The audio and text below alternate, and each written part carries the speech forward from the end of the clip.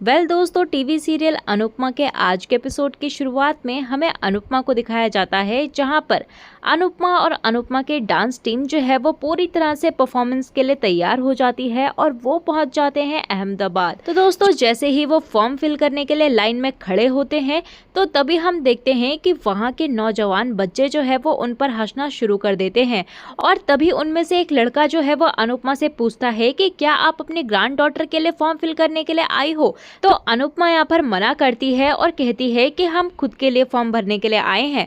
और ये बात सुनने के बाद वहाँ के बच्चे जो है वो उनके ऊपर हंसना शुरू कर देते हैं और यहीं पर हम जसप्रीत को देखते हैं, जो कि बहुत ही ज़्यादा गुस्से में होती है और अपनी मुट्ठियों को दबाकर उनसे लड़ने के लिए जाने ही वाली होती है कि तभी अनुपमा जो है उसे ऐसा करने से रोक देती है, क्योंकि वह अपने पहले दिन हंगामा करने का जोखिम नहीं उठा सकते थे।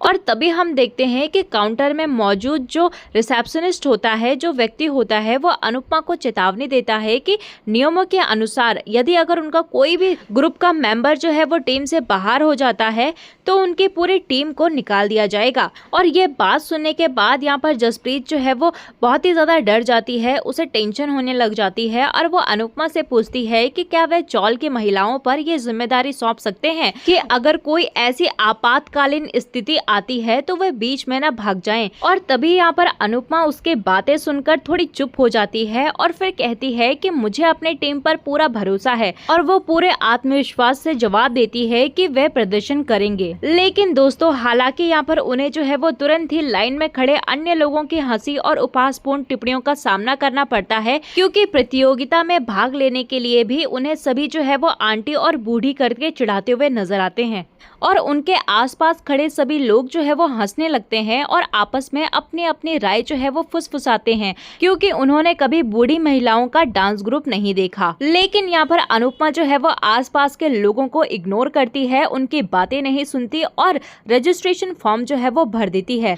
और तभी हमें सीरियल में आगे जो है वो तोशु को दिखाया जाता है, जहाँ पर वो लीला की चेयर को बेच देता है, यानी कि उसके झूले को बेच देता है, वो भी अच्छे प्राइस पे।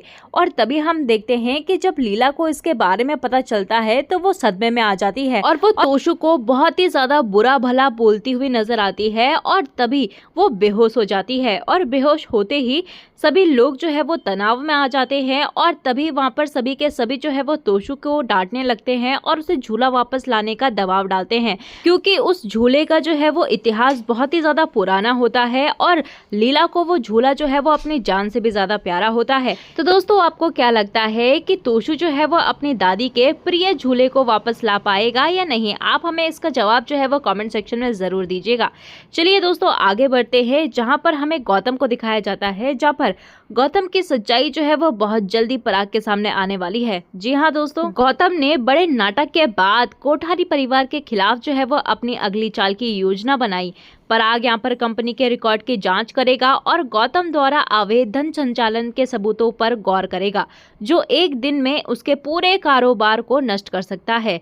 गौतम यहाँ पर पराग से भिड़ेगा, जो बताएगा कि कैसे वह वर्षों से कंपनी से पैसे चुरा रहा है, जिसे लोगों को रिश्वत देने के बाद दबा दिया गया है या छिपा दिया गया है। जी हाँ दोस्तों, इस बड़े खुलासे के साथ पराग यहाँ पर गौतम को घर से बाहर निकालने का फैसला करेगा और साथ ही साथ यहाँ पर गौतम को पराग की जांच का सामना करना पड़ता है और वह फैसला करता है कि उसे जो है वो अपने अगले कदम से कोठारी परिवार को कड़ा सबक सिखाना होगा और वो फिर से कोठारी परिवार के खिलाफ जो है वो फिर से कोई ना कोई चाल चलेगा।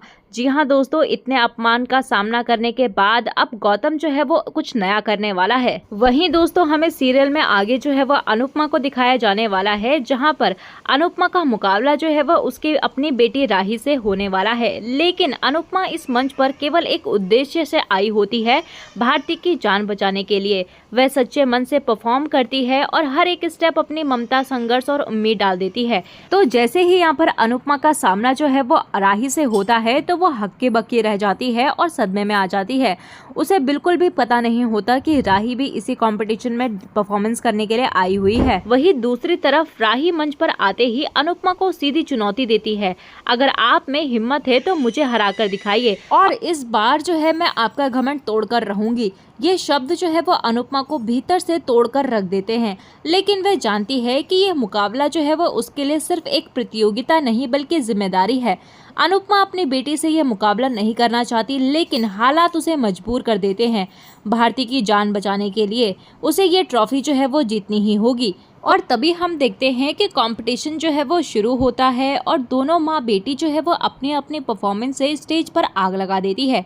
इसी बीच प्रेम यह सब कुछ देखकर बहुत परेशान हो जाता है और वह राही से कहता है कि तुम मम्मी के साथ कंपटीशन कर सकती हो, लेकिन उन्हें इस तरह चैलेंज करके अपमानित मत करो।